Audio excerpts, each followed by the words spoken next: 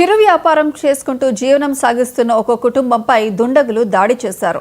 ఈ ఘటన కృష్ణా జిల్లా గుడివాడలో చోటు చేసుకుంది. చంద్రయ్య కాలువ గట్టున చిరు వ్యాపారం చేసుకుంటూ జీవనం సాగిస్తున్నారు అబ్దుల్ వాహీద్ కుటుంబం. అయితే కొంతమంది వారు వ్యాపారం చేస్తున్న ఆ స్థలం తమదంటూ దాడికి పాల్పడ్డారు. అధికారులు స్పందించి తమకు న్యాయం చేయాలని బాధిత కుటుంబం ఆవేదన వ్యక్తం చేసింది. పట్టణంలో చింతల కాలువ అని పంట కాలువ ఉండేది. ఆ పంట కాలువ నీరు వాడక తర్వాత అది డ్రైన్ గా పరిణామం చెందింది. ఇలా కొత్త మున్సిపల్ ఆఫీస్ ముందు ఉన్న చింతల కాలువ గతంలో పెద్ద కాలువ గట్టు అది ఉండేది. ఇప్పుడు అబ్దుల్ వయీద్ గారు తండ్రి ఆ రోజు ఎక్స్ సర్వీస్ మ్యాన్, మిలిటరీలో పనిచేసి వచ్చి తర్వాత ఆయన ఇక్కడికి వచ్చిన తర్వాత జీవనోపాధి కోసం అక్కడ ఒక కార్పెంటర్ వృత్తి చేసుకుంటూ జీవనం సాగించేవాడు. ఆ జీవనం తర్వాత అబ్దుల్ వయీద్ గారికి అది అప్పచెప్పాడు. అబ్దుల్ వయీద్ వాళ్ళ కుమారుడికి ఈ రోజు అది అప్పచెప్పడం జరిగింది. కానీ గుడివాడలో చింతల కాలువ పక్కన ఇరిగేషన్ పోరంబాగ్, అది ఇరిగేషన్ పోరంబాగులో అసలు పట్టాలు ఎట్టా ఇచ్చారో వాళ్ళ ఇప్పుడు ఆపోజిట్ వాళ్ళు పట్టాలు ఉన్నాయి అంటున్నారు. ఆ రోజు దొంగ పట్టాలు వాళ్ళు సృష్టించారు. 508 కింద ఆ రోజున్న ఎంఆర్ఓ గారు రామచంద్రరావు గారు ఎక్కడ పడితే అక్కడ బీఫామ్ గా అయితే 508 పట్టాలు ఇచ్చారు. అట్లా వాళ్ళు పట్టాలు సంపాదించి ఈ రోజు మా దగ్గర ఆధారం ఉంది, మేము పన్నులు కట్టాం కాబట్టి మీరు ఖాళీ చేయండి అని చెబుతున్నారు. ఆయన 60 ఏళ్ల నుంచి ఆయన జీవితాంతం అక్కడే ఉన్న పరిస్థితి ఉంది.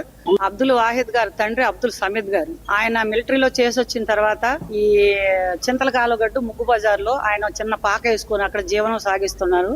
ఆయన తర్వాత ఆయన కొడుకు అబ్దుల్ వాహిద్ గారు, ఆయన తర్వాత ఆయన కొడుకు అబ్దుల్ అజీజు మూడో తరం ఆయన చేసి అక్కడ నివసిస్తుండగా ఎప్పటి నుంచో చిన్న చిన్న గొడవలు అవుతుండగా కటారేశ్వర్ కుమార్ జోక్యం చేసుకుని ఆ వంతున అది వేయటం జరిగింది.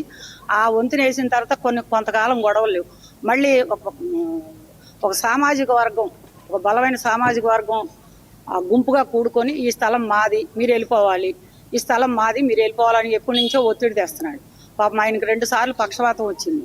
అది కాకోకుండా అక్కడ ఆ సామాజిక వర్గం వాళ్ళు నివసిస్తట్ల ఈయన స్థానికంగా ఉండి ఈయన జీవనోపాధి చేసుకుంటుండగా ఈయన పక్కన పెట్టి వాళ్ళు అద్దెలకు ఇచ్చుకొని 40,000 రూపాయలు అద్దె వాళ్ళు సంపాదించుకొని వాళ్ళు జీవనం చేస్తున్నారా? 40,000 రూపాయలు అద్దెలకు ఇచ్చుకొని వాళ్ళు బతుకుతున్నారు. ఈయన సొంతంగా జీవనోపాధి చేసుకుని ఈయన బతుకుతున్నాడు.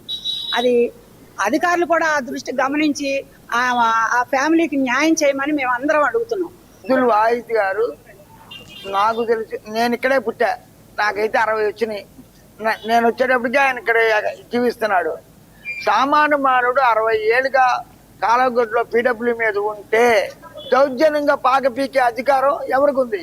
గవర్నమెంట్ పీకాలి, లేదా ఒక అధికార వర్గం వచ్చి అర్ధరాత్రి కూడా పాక పీకేస్తే ఈ రోజు వరకు కలెక్టర్ గారికి పెట్టాం అప్లికేషన్, వాళ్ళు పోలీసులు చెప్పారు ఎక్కడికి వెళ్ళి ఎమ్మెల్యే గారిని కలవండి అంటారా. కానీ సామాన్య మానవుడు జీవనం గడవక ఈ రోజు పస్తులు ఉంటున్నారు వాళ్ళు. మీరు మాకు చేసే పేపర్ రూపాయన మిమ్మల్ని అడిగే రిక్వెస్ట్ ఏంటంటే, ఆయన స్థలంలో ఏ గోళ్ళకి అట్లా పాకలు కట్టుకుని ఉన్నాడు, ఆ పాకెక్కిచ్చి జీవనం గడిపించండి. తర్వాత మా స్థలం అనుకుంటే 60 ఏళ్ళు న్యాయం అనుకుంటే ఆ స్థలం ఆయన న్యాయం చేయండి.